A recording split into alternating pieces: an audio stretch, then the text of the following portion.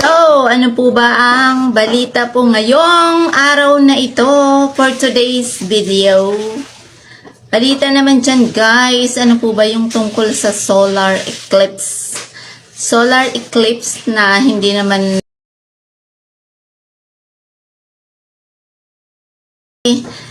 apektado po ang buong mundo. O diba? Ganun po ba talaga ka-exaggerate ang balitang ito? Totoo po kaya itong solar eclipse? Ano po ba ang mangyayari sa ating mga katauhan dito sa ibabaw ng Earth? Yes po, ano po ba ang mangyayari sa atin? Ano po ba ang epekto nun sa atin? Kailangan po ba ng elaboration ng mga experts para ma-aware ang mga tao ng epekto ng solar eclipse po sa ating lahat, sa ating mga human body o sa atin ba? Meron bang epekto yan sa ating mga mind, sa ating mga brain? Ano bang mangyayari sa atin pag tayo ay lumabas ng bahay o ang mga kids, lalo na yung mga kids, meron bang bad effects na mangyayari sa kanila or sa ating mga nasa oldie or lalo na yung sa mga seniors? Ano bang awareness ang ibinigay po ng ating mga experts para po sa solar eclipse? Though hindi naman dito talaga sa Pilipinas ang wala tayong makikita o ano kayang pwedeng maramdaman, ano kayang pwede nating makitang pagbabago o changes sa ating kapaligiran pag sinabi na yung nandyan na yung solar eclipse. Mga sobrang high-tech na gadgets ang gamit siguro ng ating mga mayayamang bansa para matrace yung tungkol sa solar eclipse at tayo ay nakikibalita na lamang po. Ngunit ang mahalaga po nito ay ang ating safety. O diba? Safety first. Lalo na sa mga bata o kung mga seniors, yan ang mga kailangan natin ngayon na malaman kung anong epekto niyan sa ating mga seniors at ating mga kids.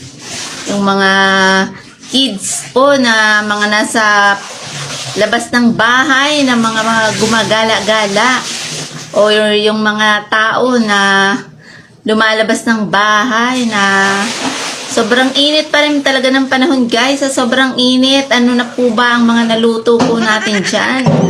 Ang dami pong nagko-content guys ng pagluluto sa labas ng bahay.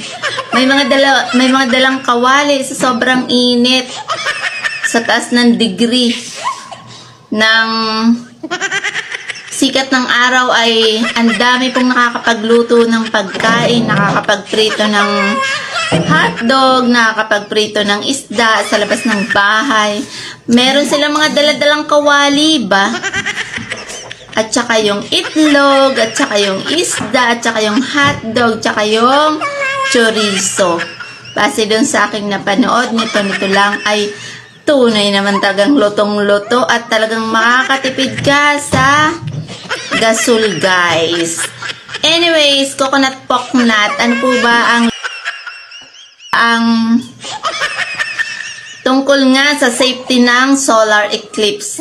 Yung safety po doon para sa ating mga human being ang kailangan nating maunawaan, dahil syempre kailangan natin po yan na ma-inform o ma-aware tayo sa kung anong mga pwede natin, mga do's and don't na pwede natin gawin para sa ating mga safety.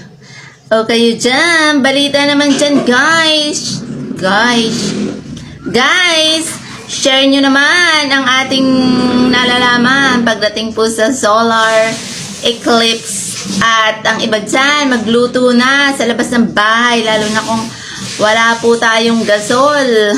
Makatipid man lamang sa gasol o sa mga kuryente. Magluto na po kayo dyan para makakain na. So, ayun guys, yun lamang po sa safety ng solar eclipse. Ano pong epekto niyan sa atin. At sa mga wala pong gasol dyan, makapagprito sa labas ng bahay. Gawin nyo na habang sikat na sikat pang araw. At sure na sure, makakapagluto po tayo. Okay, yun lang po. Bye-bye!